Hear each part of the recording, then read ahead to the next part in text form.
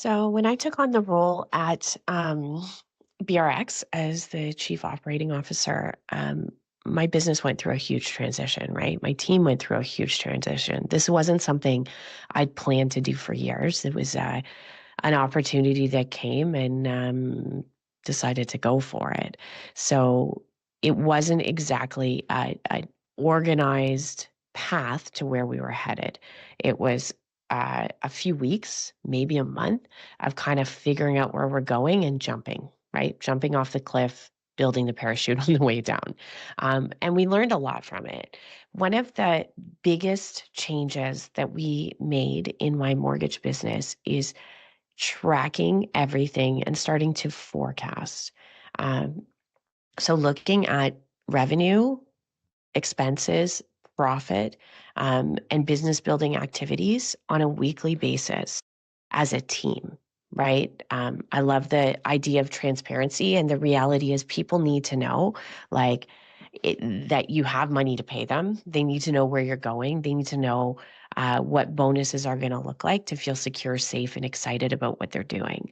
Um, it's also a really great exercise to be able to know that your activities, your daily activities, are causing results that either help or hurt the business, right? And the only way to do that is by actually looking at it. So we look at this on a weekly basis where we're looking at each month what income came in. So in our case, we have commission income, we have income from other sources like Manulife MPP, Surex, Prosper, those types of things. We have rent from subleases in the building that we rent, and other income. Sometimes there's coaching income or other things that come up that we're adding as income into the business. And then we have costs, right? So costs are things like licensing, membership conferences for the team, client gifts, postage to send client gifts, marketing to the public, so social media, podcasting, websites, things like that, office costs, so rent, utilities, IT costs, which are always expanding, right? But so our tech and security costs are, physical costs like computers and microphones and web cameras and things like that. Support costs, so like also phone systems and memberships for Zoom and different programs that we use, Own Well, different tools like that. We have accounting costs. Thank goodness we do have legal costs on as a line item, but it's always at zero, and I really hope it always stays there.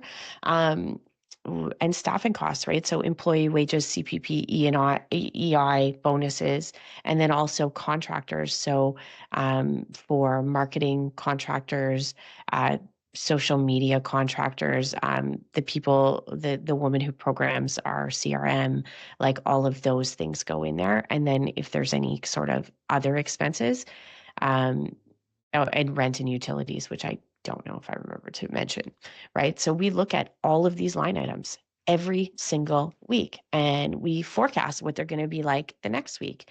And then we plan for a full 6 months what we think the projected is going to be. And then we measure our actual performance against that plan.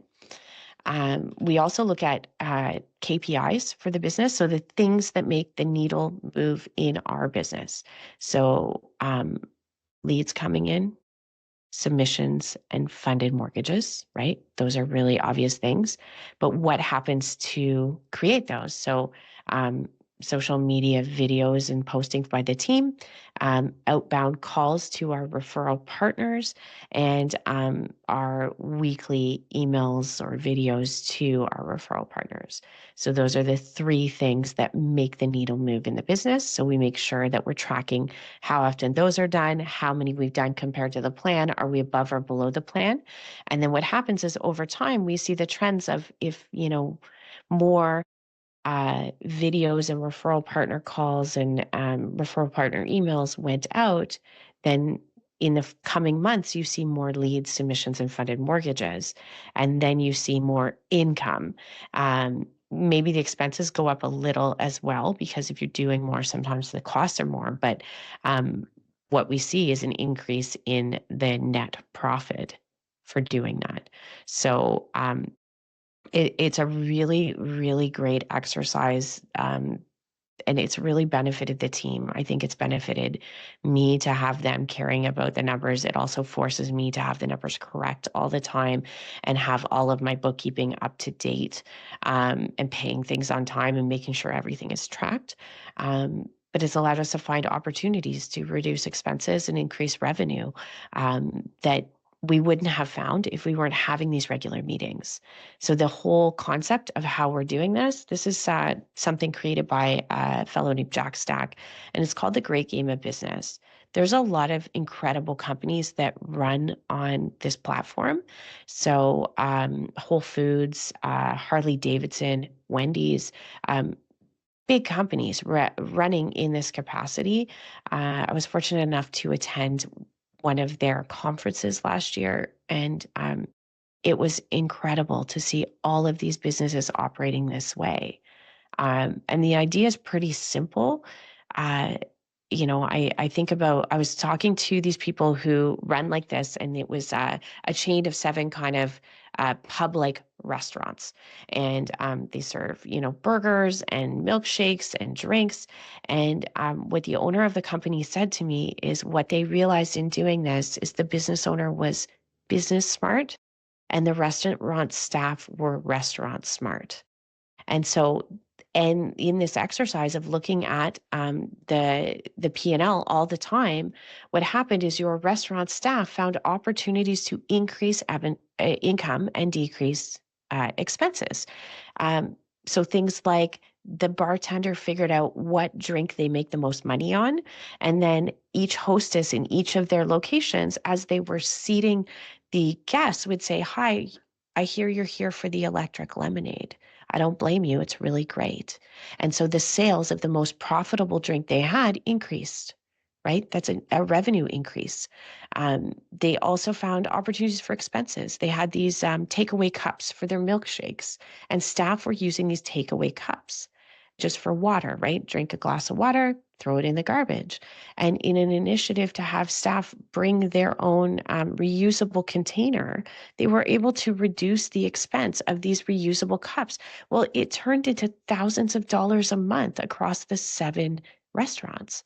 Um, and there's definitely areas in your business where if you're tracking them openly, if you're sharing openly, somebody in your business is going to say, wait a minute, why do we have Webinar Jam and Zoom and Dialpad and Teams, right? Why do we have 4 things? Oh, and Loom, right? Why do we have 5 things that all can take a video and send it to a client? Do we need all 5, right? Is there an opportunity to reduce some of these expenses? Right? Do we all need a phone number, or do we need one phone number with a bunch of extensions? There's an opportunity to reduce expenses. And when you're looking at them and you're focusing on them, like what you focus on expands.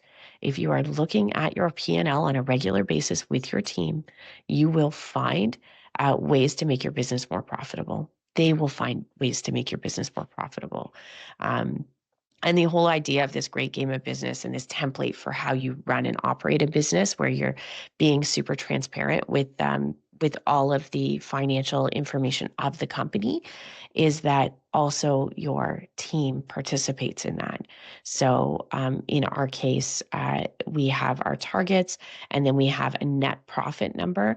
And that net profit number, basically every 6 months, is to be split in 3 ways. A third to the staff, a third stays in the business for reinvestment, and a third goes to the owners. And so it's a really, really cool thing for people to participate in something, make it more profitable, share in the wins, and really financially share in the success of the business. And what I've seen of this is I think it's a really incredible long-term strategy for growth. And it has really changed what I thought I wanted to do with this mortgage business. Because originally, when I took on this other full-time job, or more than full-time job, I really thought that the path was sell the business, the path was, everybody else find somebody to take on their business and earn it out.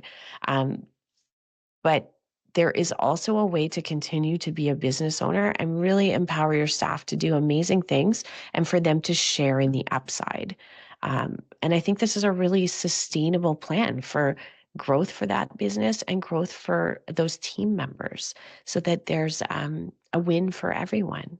So if you have questions about it, I really encourage you to check out any of Jack Stack's books.